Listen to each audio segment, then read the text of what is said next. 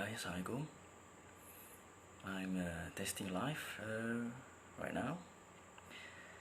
Okay, for our new chapter today, and who are free, and please try to be here. Okay, talking about chapter 4. Chapter 4 is setting up a new government. Getting our independence is a success in our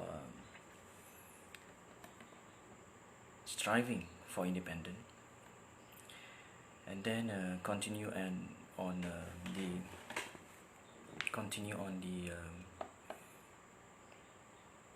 forming the government is another bigger step, bigger success. Okay, all right. So I'm trying to give some notes, maybe a short one, because it's Ramadan period. Okay, talking about government. After we form Malaysia, okay, we want to run the country. Okay, so who going to run the country? Okay, from the previous chapter, we have been talking about forming a new constitution. Kita nak run satu negara ni, kita kena ada perlembagaan. Macam mana yang ada dalam rukun negara kita,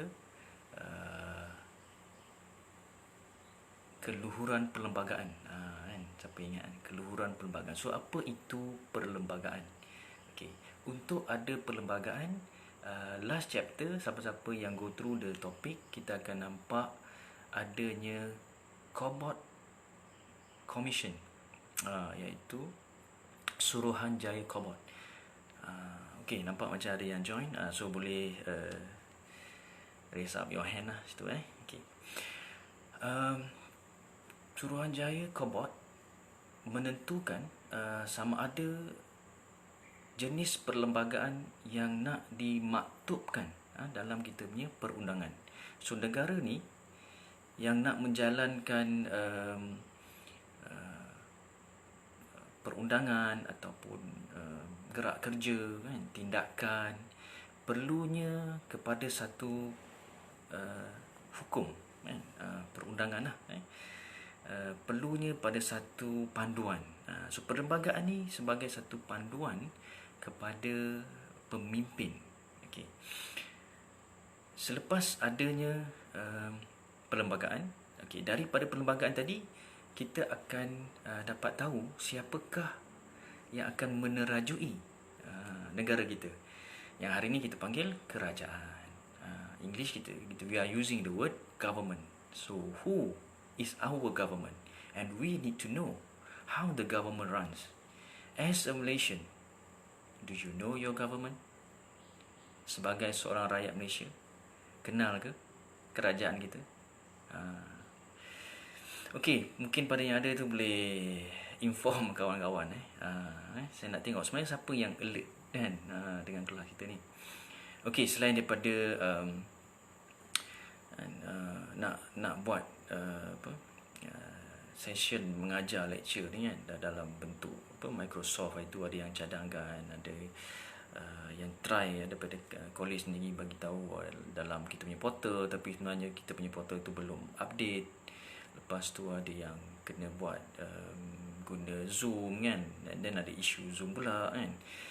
So alang kita dah ada jenis live di FB ni, so boleh buat discussion kat sini. Okay, thank you for coming, Najiha Darwish, Wisha, sorry. Okay, boleh panggil lain lah. Sementara dia orang tu mungkin tengok slide masing-masing. Kalau ada yang kat komputer tu dah save, bolehlah sambil dengar sambil tengok.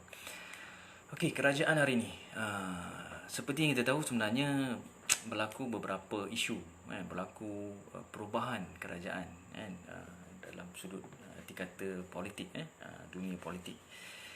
And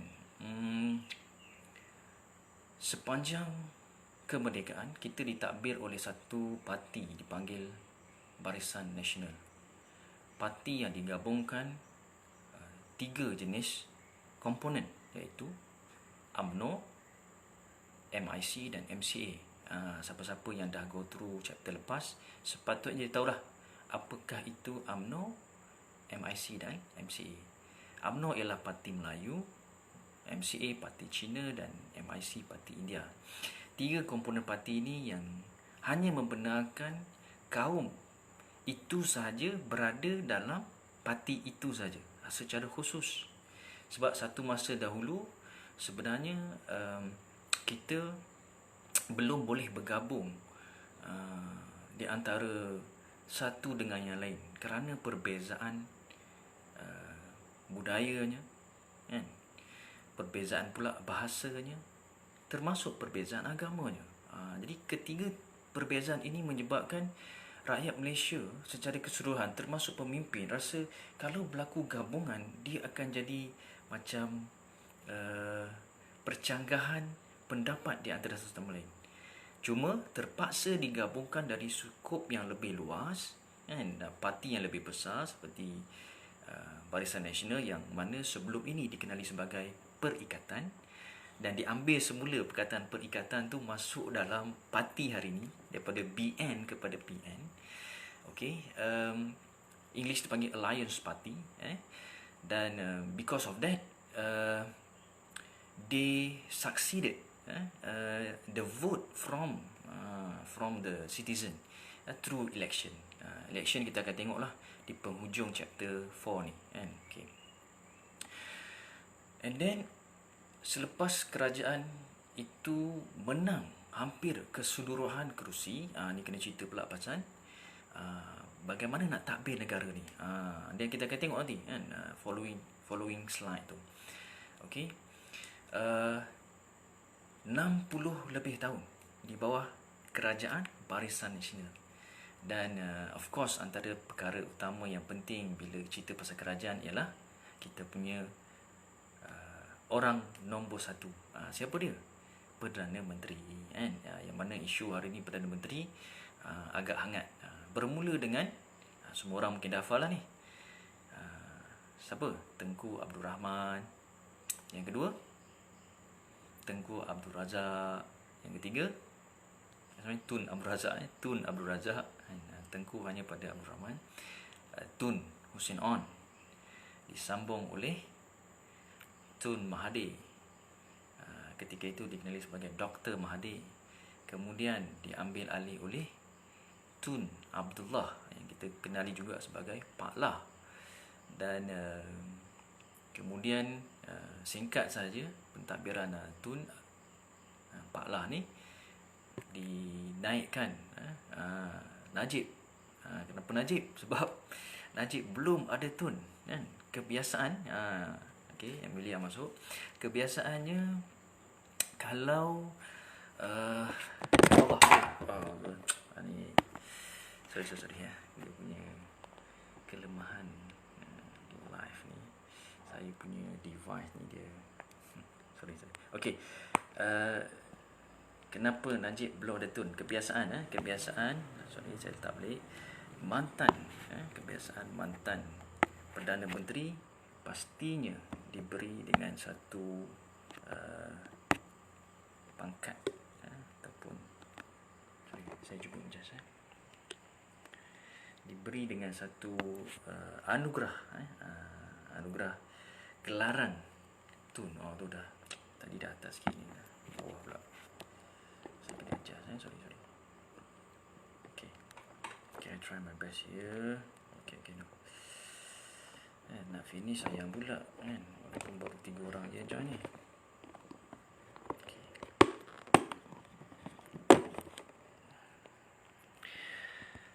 Okay, saya cuba pegang lah, kan? Okay. Mantan Perdana Menteri biasanya akan dianugerahkan gelaran Tun, seperti mana-mana sebelumnya. Tetapi untuk Najib, kerana dia mempunyai isu, dia mempunyai kes di mahkamah kan. Kita bukan nak bercerita pasal isu politik, kita nak bercerita pasal senario politik. So bila you ada problem di mahkamah dan kemudian problem tersebut melibatkan pula kamu Sarah, melibatkan pula penyalahgunaan kuasa kan, rasuah kan, ada dakwaan yang menyebabkan pentadbiran beliau dipertikaikan. Jadi untuk dapatkan gelaran tun, seorang pemimpin kena bersikap bersih. Walaupun hari ni belum selesai kesnya lagi, dan ada kata kenapa terlalu lama, sebab bila kita melalui perundangan, perlembagaan tadi, perundangan yang adil, maka dia memang akan melibatkan masa kan, mengambil jangka waktu tertentu. Sebab kalau kita terus jatuhkan hukuman tanpa melalui proses perundangan sebenar, mungkin keputusan tersebut akan dipertikaikan. Jadi ini dipanggil perihal kerajaan. Kemudian disambung, yang ni yang menjadi kata apa, turning point, mengambil semula kan Tun Mahathir untuk mentadbir negara kerana telah melihat kepincangan sewaktu pentadbiran Barisan Nasional yang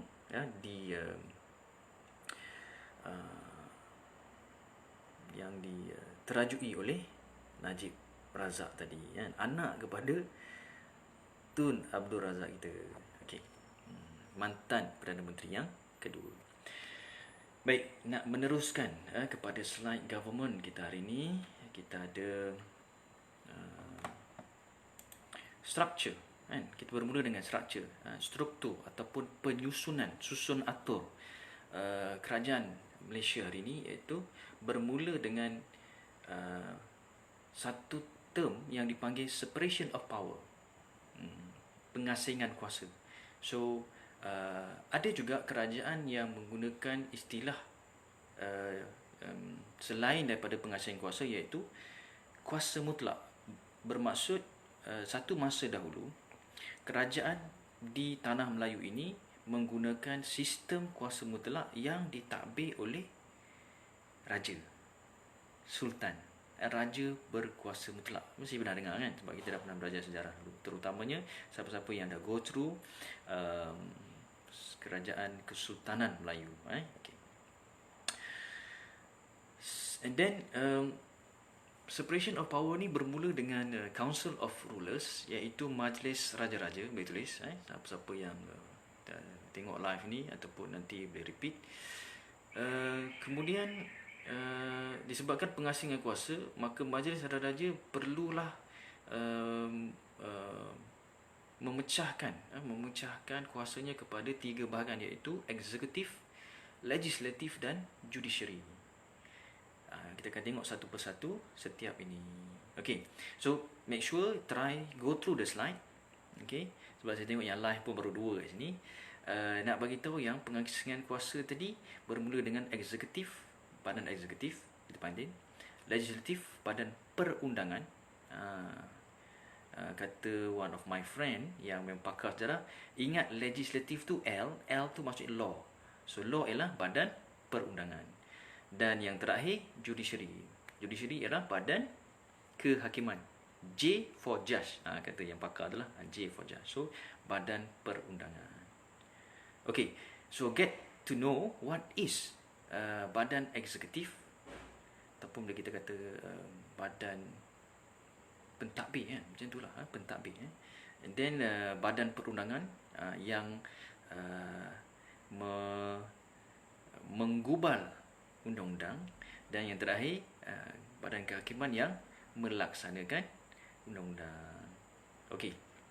Alright, dah zero yang live ni. So takat tu lah kot. Yang lain boleh tengok slide, dan kalau ada soalan boleh tanya. Okey. See you. Bye bye. Assalamualaikum.